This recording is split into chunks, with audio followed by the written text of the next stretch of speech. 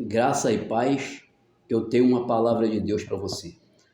Hoje eu venho aqui trazer uma mensagem a respeito de Jesus e das religiões, mostrando a diferença, biblicamente aqui na palavra, entre os religiosos e o Senhor Jesus.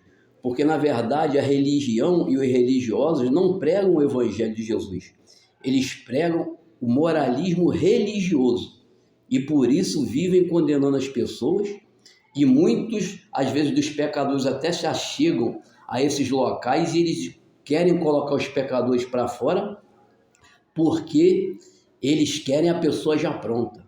Eles não querem ter o trabalho de discipular as pessoas, de ter aquela paciência com as pessoas. Então nós vamos aqui hoje ver como que Jesus era. Se Jesus era esse radical religioso que a gente vê hoje, aqueles que dizem que estão pregando o evangelho de Jesus, que dizem serem discípulos de Jesus e agem totalmente contra o que Jesus fazia. Vamos aqui em João, o evangelho segundo escreveu João, capítulo 2, diz assim: E ao terceiro dia fizeram-se umas bodas em Caná da Galileia, e estava ali a mãe de Jesus. E foram também convidados Jesus e seus discípulos para as bodas. E faltando o vinho, a mãe de Jesus lhe disse: Não tem vinho? Não tem vinho. Disse-lhe Jesus: Mulher, que tenho eu contigo? Ainda não é chegada a minha hora.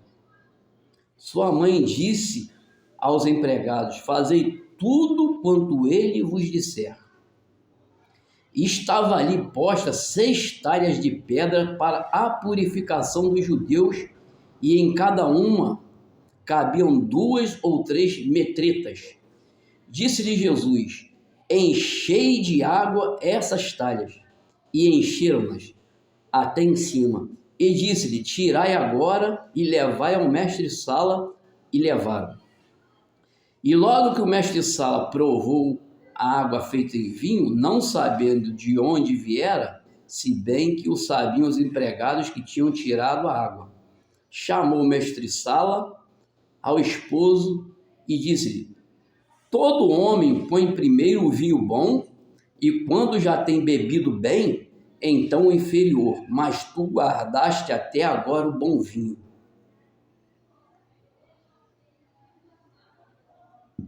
Jesus principiou assim os seus sinais em Caná da Galileia e manifestou a sua glória, e os seus discípulos creram nele. Então você vê, o primeiro milagre de Jesus foi uma festa.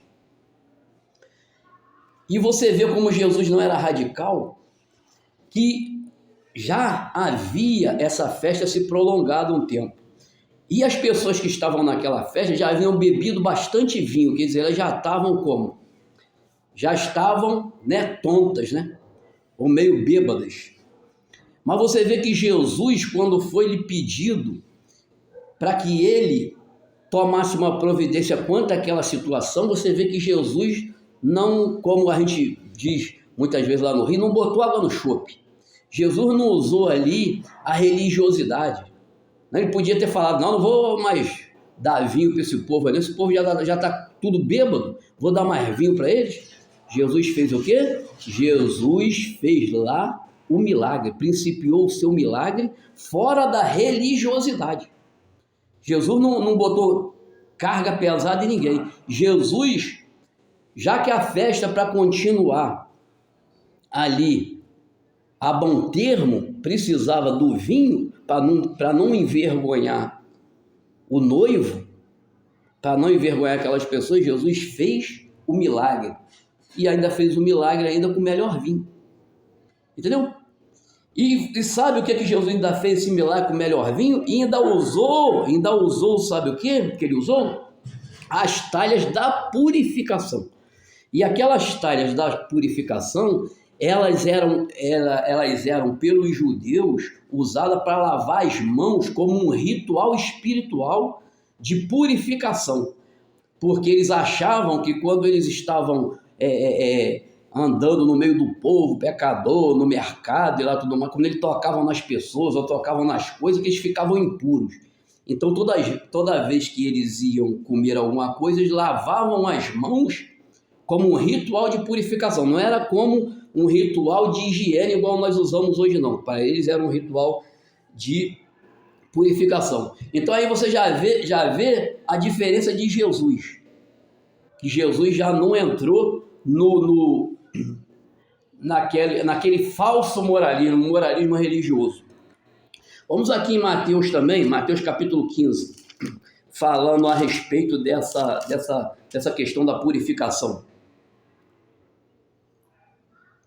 Aqui que eles usavam no lavar das mãos como ritual religioso. Mateus 15. Então chegaram ao pé de Jesus os escribas e fariseus de Jerusalém, dizendo: por que transgride os teus discípulos a tradição dos anciãos? Pois não lavam as mãos quando comem pão. Ele, porém, respondendo, disse-lhes: por que transgredis vós também o mandamento de Deus pela vossa tradição? Porque Deus ordenou, dizendo: honra teu pai e a tua mãe, e quem maldisser ao pai ou à mãe, que morra de morte. Mas vós dizeis: qualquer que disser ao pai ou à mãe, é oferta ao Senhor, o que poderias aproveitar de mim? Esse não precisa honrar nem a seu pai nem a sua mãe. E assim invalidaste pela vossa tradição o mandamento de Deus. Hipócritas, bem profetizou Isaías a vosso respeito, dizendo: este povo honra-me com seus lábios, mas o seu coração está longe de mim. Mas em vão me adoram, ensinando doutrinas que são preceito dos homens. Então o que acontece? Os religiosos pegam as coisas ao pé da letra e começam a colocar jugo pesado nas costas das pessoas. E Jesus está dizendo para eles aqui, ó: vocês são hipócritas, porque vocês querem colocar nas costas das pessoas e dos meus discípulos que eles devem lavar as mãos, que eles devem se purificar para comer pão, e vocês transgridem o mandamento de Deus que diz que tem que honrar pai e mãe. E vocês dizem: não, se for oferta ao Senhor, não precisa honrar pai e mãe. Está entendendo? Se for o benefício financeiro, não precisa honrar pai e mãe. Então eles invalidavam o mandamento de Deus segundo o que eles achavam que era benefício para eles. Eles não queriam servir a Deus, não queriam seguir a Deus, queriam fazer a vontade de Deus. Eles queriam fazer a vontade do homem, a vontade religiosa. Aí você vê novamente Jesus explicando aqui, Jesus totalmente fora da caixinha, totalmente fora dos dogmas religiosos. E por isso eles achavam que Jesus, que era santo, ele era o transgressor. Jesus que era o pecador, eles que eram santos. Agora vamos aqui, outra coisa também que Jesus fazia, que eles não gostavam. Marcos capítulo 2 também fala a respeito disso, quer ver? A respeito do sábado. Marcos capítulo 2, versículo 23, diz assim: e aconteceu que, passando ele num sábado pelas searas, os seus discípulos, caminhando, começaram a colher espigas. E os fariseus lhe disseram: vês, por que fazem no sábado o que não é lícito? Mas ele disse-lhe: nunca leste o que fez Davi? Quando estava em necessidade e teve fome, eles que com ele estavam? Como entrou na casa de Deus, no templo de Abiatar, sumo sacerdote, e comeu os pães da proposição, dos quais não era lícito comer, senão aos sacerdotes, dando também aos que com ele estavam? E disse-lhes: o sábado foi feito por causa do homem, e não o homem por causa do sábado. Assim o Filho do Homem, até do sábado, ele é Senhor. Quer dizer, eles estavam criticando Jesus e seus discípulos, porque no sábado eles estavam pegando espigas, que estavam com fome, e estavam fazendo a obra do Senhor, e o que acontece? Estavam comendo. Então, ele falou que não era lícito no sábado colher espigas, nem fazer nada do que eles estavam fazendo. E Jesus trouxe para eles o seguinte: olha só, Davi, quando precisou do pão da preposição, que só era lícito ao sacerdote comer, mas por causa da necessidade dele e seus homens, ele entrou no templo, comeu aquele pão da preposição, e ainda deu para aqueles que nem eram escolhidos como ele, mas estavam com ele. Deu para todo mundo comer, e foi lícito. Então, Jesus, nem Deus, é adepto do radicalismo religioso, é adepto do falso moralismo religioso.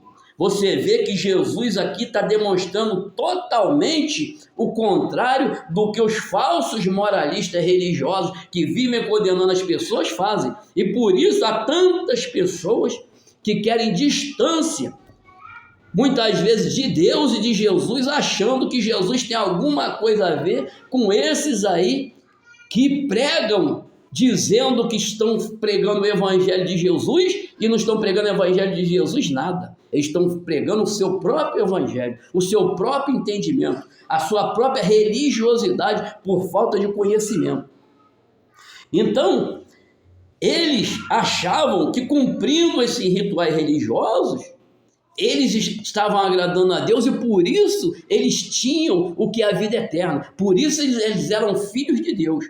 Mas Jesus vai dizer também para eles que de nada disso, nada do que eles faziam adiantava. Quer ver? Vamos aqui em João capítulo 9. Aqui para frente, Lucas, João capítulo 9.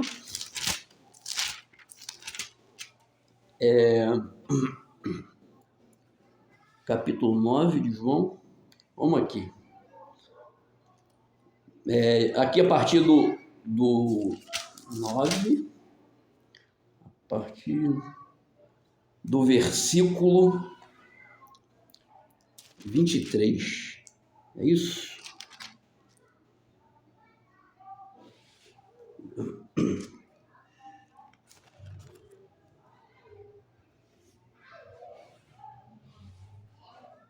João 9, 23 ou 8, 23? Aqui no 8, capítulo 8, versículo 21, disse-lhe, pois, Jesus outra vez: eu me retiro e buscar-me-eis e morrereis nos vossos pecados, para onde eu vou não podereis ir.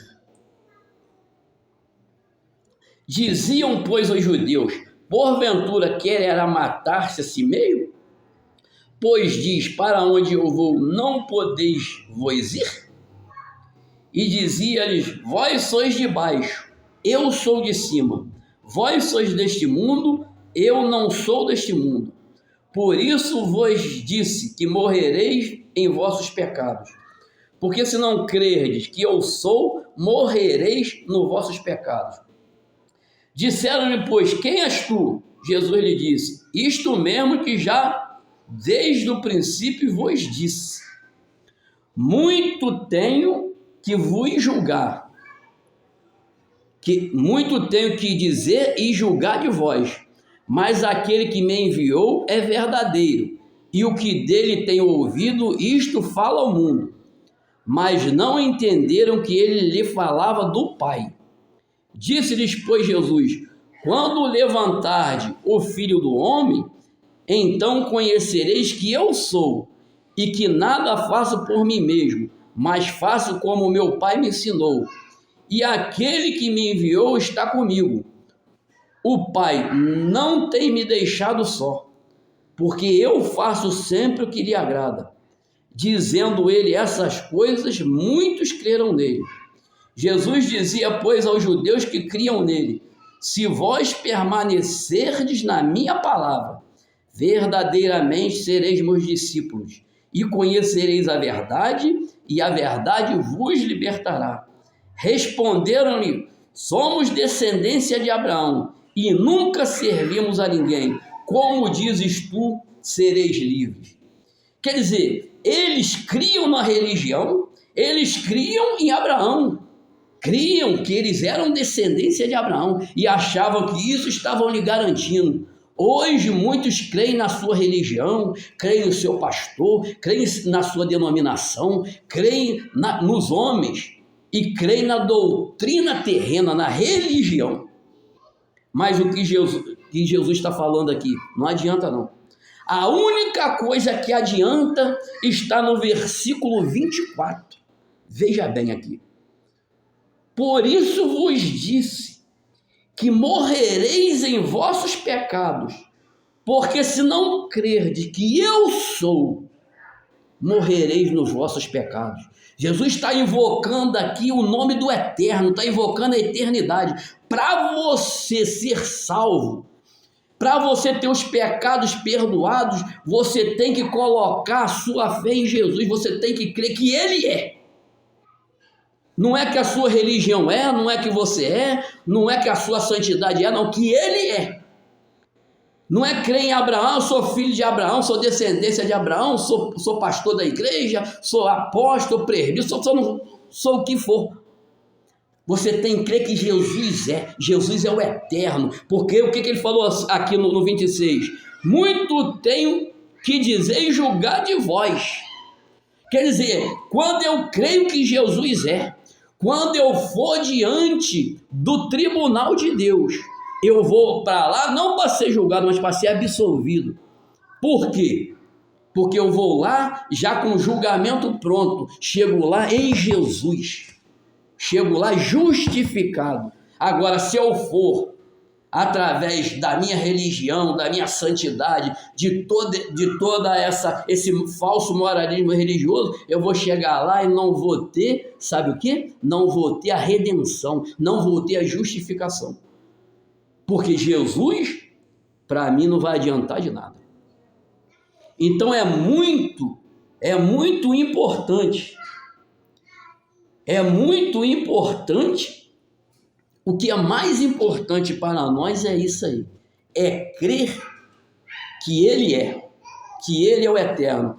Então, com certeza, a nossa vida não será a mesma, porque nós vamos viver não sendo sufocado pelo religioso, sendo acusado pelos religiosos e por Satanás, mas crendo que a nossa justificação está no sangue do Cordeiro, no sacrifício do Cordeiro, e que a justiça de Deus por nós já foi feita nele.